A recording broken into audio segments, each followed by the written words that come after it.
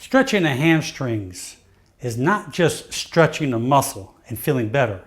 Mechanically, this particular way of doing it can not only help your hamstrings, but help your lower back as well.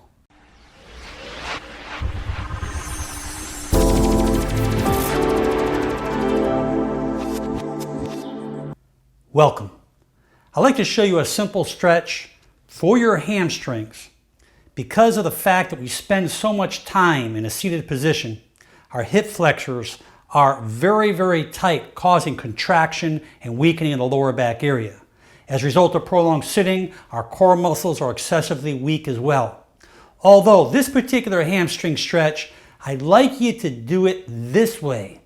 I'd like you to keep the hip into a flexion position, keep the knee straight, and then you go forward. So let's look at the pelvic biomechanics.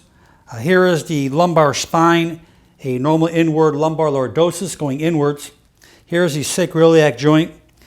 Down in here is called the ischium, and below the two little things we sit on is called the ischiotuberosities, down in the lower part of the pelvis. But the important thing here is that the hamstring muscles attach right at the ischiotuberosities on both sides.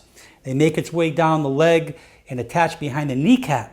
So the purpose of why I like to bring the leg upwards is that when we flex the hip joint, and as you can see, when the hip joint is flexed and as the leg comes up like this, we're actually stretching underneath the lower ischial region of the pelvis, and by stretching that, we're putting more range of motion in there. So therefore, when a person bends forward, all their motion is not into the back. You're still allowing to get the motion underneath the pelvic as well as the hamstring muscles.